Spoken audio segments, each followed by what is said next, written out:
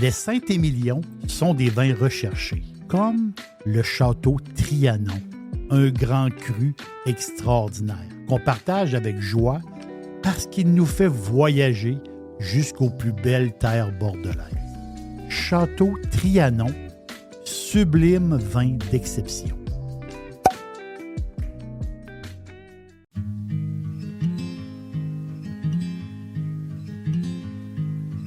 Darling, you know that I want things to go our way.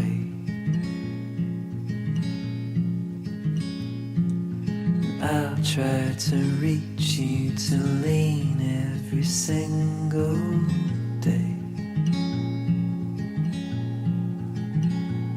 I wanna be somebody that you wanna love. Don't wanna reach for another, wanna color your world. Qu'est-ce qu'il y a dans votre bucket list? J'aime beaucoup cette expression-là, bucket list, qui est toute récente, qui date de 2007. C'est le titre d'un film, un excellent film, avec Jack Nicholson, Morgan Freeman. Le réalisateur, c'est Rob Reiner. C'est lui qui a fait un film extraordinaire dans les années 80. Je crois que ça s'appelle When Harry Met Sally. Donc, Reiner, ce film-là est extraordinaire. Mais le Bucket List aussi, c'est un excellent film. Il nous montre l'histoire de deux hommes qui sont à l'hôpital, qui sont alités et que deux hommes différents, très différents dans la vie. Un est riche, l'autre est pauvre. Mais ces deux gars-là apprennent la même chose par leur médecin, c'est qu'ils sont condamnés à mourir. Donc, ils sont décomptés. Ils savent qu'ils vont mourir. Donc, ils se lient d'amitié. Ils jasent beaucoup ensemble. Et à un moment donné, vu qu'on est décompté, pourquoi pas? Un est très riche. Donc, il offre, il dit pourquoi pas faire quelque chose, faire les choses qu'on a toujours rêvé avant de mourir. Donc, on va se faire comme une liste de choses qu'on aimerait faire, un projet, ça peut être plein de choses. Une bucket list, pourquoi bucket? Bucket, un seau en français, mais ça vient de l'euphémisme, c'est la figure de style de kick the bucket qui veut dire, c'est une expression, qui veut dire mourir. Dans une bucket list, il peut y avoir beaucoup de choses. La mienne, je vous l'avoue, est toujours un peu en mouvement. Certaines idées sont remplacées par d'autres. Puis à mesure qu'on vieillit, des fois on enlève des choses et on peut en rajouter. Puis il y a aussi, il y a eu des accomplissements. Il y a des choses que j'ai faites qui étaient sur ma liste. Et ce que j'ai fait avec plaisir. Parfois des éléments d'une liste, ça peut être très, très simple, des affaires très simples. Pour une personne, ils vont dire « c'est dans ta bucket list. » Oui, ça peut être des choses simples et ça peut être des projets très, très ambitieux. Je parlais avec un bon ami à moi, je parlais justement de ce sujet-là et lui me dit, il ne m'a pas tout dit, mais il dit, il y a deux choses dans ma bucket list. Il dit, il y a deux routes que je veux faire absolument. La plus simple, la plus réalisable pour lui, c'est la route 66. La fameuse route 66. Pour lui, ça fait partie un peu de ses rêves, donc de Chicago à Los Angeles. Donc, à peu près 4000 kilomètres. C'est un grand ruban touristique. Les restaurants, les dinners, les drive-in. Il l'appelle la mère des routes américaines. C'est beaucoup de légendes sur la route, pour la route 66. Lui, il veut le faire d'une manière sans regarder sa montre, sans avoir de calendrier. Puis le faire d'une manière très, très relaxe. Un grand tour de voiture. Et dans les deux sens, qu'on l'aille dans les deux sens, quand on arrive dans la petite ville d'Adrian au Texas, mais n'importe quel sens, c'est que Adrian, Texas, ben, c'est la moitié du chemin, c'est la moitié du parcours de la fameuse route 66. Sa deuxième route qu'il veut faire, mon ami, elle est un peu plus difficile, mais c'est un projet qu'il veut absolument faire, puis je l'encourage. C'est un projet, ça prend une planification. J'ai trouvé ça très, très bien. Sa deuxième route, ben, c'est un défi, on va le dire comme ça. C'est le chemin de Compostelle. On entend beaucoup parler de Compostelle. On peut dire les chemins de Compostelle. Donc, c'est des routes campagnardes qui rejoignent une place, Santiago de Compostela. Donc, on est dans le nord-ouest de l'Espagne. On est en Galice. Donc, c'est des routes qui étaient utilisées, des trails, des chemins qui étaient utilisés par les pèlerins. C'est les pèlerins du temps qui se rendaient à cet endroit-là. Pourquoi? Parce que Santiago de Compostela, Santiago en espagnol, c'est Jacques en français. Donc, Saint Jacques, qui était un des premiers apôtres de Jésus. Donc, après la mort du Christ, Jacques est parti évangéliser, je peux dire, est parti sur les routes et Jacques s'est rendu jusqu'en Espagne. Ça, c'est toute l'histoire. Il y a beaucoup de mythes là-dedans. C'est très, très large. Et après Jérusalem, c'est possiblement le plus grand pèlerinage du temps, de la chrétienté.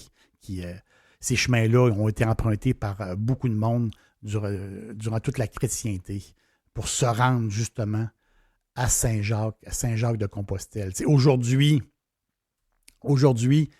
les gens marchent pour des raisons personnelles. C'est un pèlerinage, mais le mot veut dire beaucoup de choses aujourd'hui. Donc, des raisons personnelles, que ça soit comme un genre de recueillement, en fin de compte. Ça peut être un recueillement religieux, comme dans le temps, ou ça peut être pour se ressourcer. Les gens ils veulent prendre le temps de penser, ils veulent marcher, ils veulent changer un peu peut-être quelque chose dans leur vie. Donc, ils vont faire Compostelle, ils vont prendre l'air, si je peux dire. Et d'autres personnes, ben c'est une façon touristique. Hein? C'est une manière de voir du pays extraordinaire. C'est des paysages uniques. Il y en a qui le font seuls, il y en a qui le font avec des amis. Donc, avec des amis, ben, c'est une façon de renforcer des liens, faire Compostelle, jaser tout le long. On l'estime qu'il y a à peu près 300 000 personnes qui utilisent les chemins pour se rendre à Compostelle par année. Donc, oui, c'est très touristique. Il y a des chemins un peu moins touristiques, mais des places où. Mais c'est une manière de voyager tout à fait extraordinaire. Les amateurs de trekking vont adorer. Je vous suggère justement un podcast que j'ai fait il y a quelques temps qui parle justement, le nom du podcast, c'est Trekking. Mon restaurant préféré de poulet frit, c'est Dixili à Charlebourg. C'est tout à fait extraordinaire. Maintenant, Dixili vous offre l'ultime Monsieur Burger. Un sandwich fantastique avec un gros morceau de poulet généreux et une sauce maison délectable. restodixili.ca. Donc, sur la bucket list de mon ami, ben c'est Compostelle. Donc, lui, son idée, parce que je voulais savoir le fond de sa pensée, lui, son idée, son voyage débute en France. Donc, lui, il va utiliser le fameux El Camino Frances. Donc, il veut partir de Saint-Jean-Pied-de-Port, d'une petite commune, Saint-Jean-Pied-de-Port, qui fait partie des plus beaux villages de France. Architecture typique des Pays Basques. un village extraordinaire. Donc, lui, il veut partir de là. Saint-Jean-Pied-de-Port, c'est quoi? C'est l'ancienne place forte du royaume de Navarre. Beaucoup, beaucoup d'histoires, cette petite ville-là, ce petit village-là. Beaucoup d'histoires. Donc, on part de Saint-Jean et on s'en va. On part pour longtemps. Là. Il faut être bien préparé. Là, on part. Il faut surtout être bien chaussé. Et là, il faut respecter nos limites parce qu'on part pour longtemps. On part pour 1 mois pour rejoindre, quand même 1 mois de marche pour rejoindre Santiago de Compostela. Donc, les étapes varient, mais si on prend le chemin normal, je peux dire de Saint-Jean-Pied-de-Port jusqu'à Santiago de Compostela, ben c'est les étapes les plus petites, c'est 15 à 20 km par jour. Ça, c'est pour les plus courtes. Vous avez 32 étapes au total et 5 de ces étapes-là ont plus de 30 km par jour de marche. Et la plus longue, je crois, qui est de 38 km. Donc, quand même, c'est beaucoup, beaucoup de marche, mais c'est tout à fait incroyable. C'est tout à fait incroyable. Et lui, vraiment, là, c'est sur sa bucket list. On parle c'est tous les petits villages et les petites villes, l'accueil qu'on a des gens tout le long pendant ce mois-là qui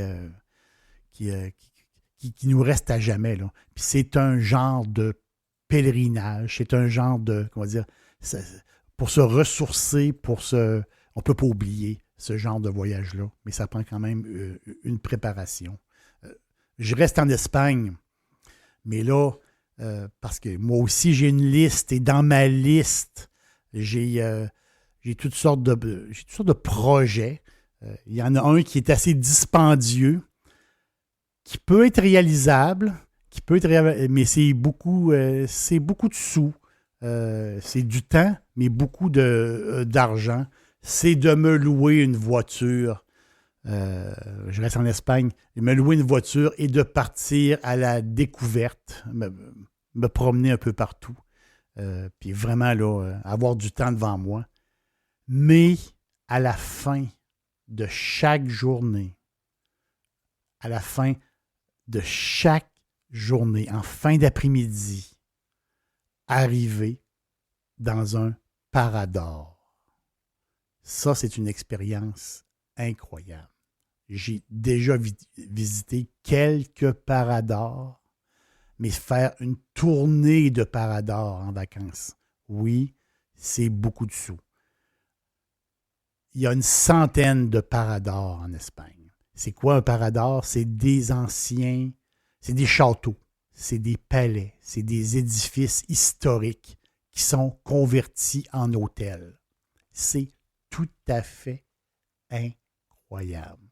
C'est une expérience incroyable. Parador.es. Parador.es. Vous allez voir tous les paradors, tous ces hôtels-là qui sont tout à fait magnifiques. C'est l'histoire, c'est le folklore. Il y a des paradors qui sont en pleine nature et d'autres qui sont au cœur de la ville. Faire la tournée des paradors, c'est comme être roi et reine. Puis on se balade de château en château. C'est incroyable.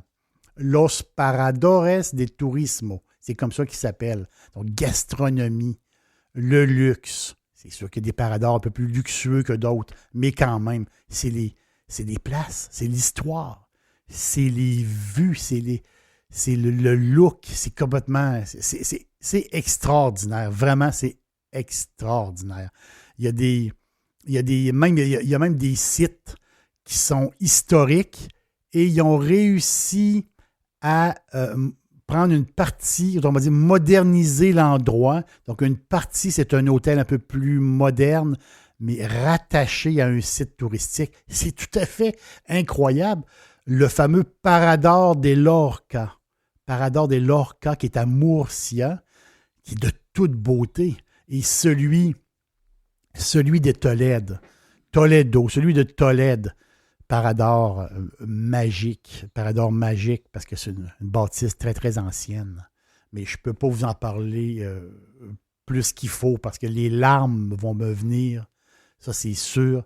Seulement que la vue, juste à penser à la vue du Parador de Tolède sur la ville.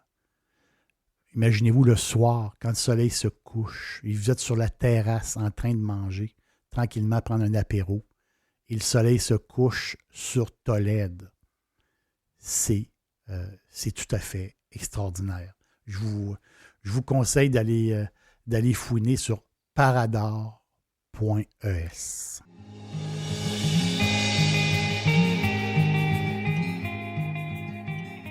Je suis sûr que vous êtes comme moi. Votre bucket list, il y a des choses qui peuvent s'enlever, mais il y a des choses qui ne peuvent pas s'enlever. Ça va rester à jamais sur votre liste.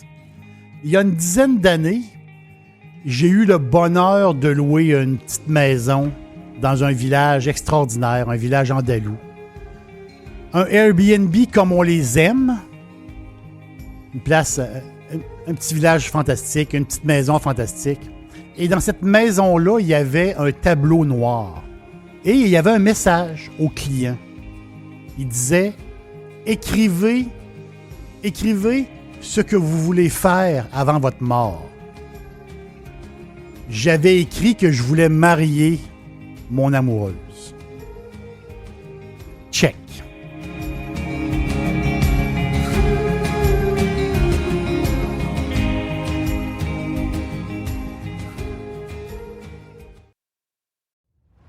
J'adore cuisiner et c'est toujours facile avec Firebarn. Les sauces barbecue, les épices, les condiments, comme la meilleure moutarde baseball. Et j'ajoute toute la gamme des sauces piquantes. Tous les jours, c'est parfait en supermarché ou sur firebarns.com.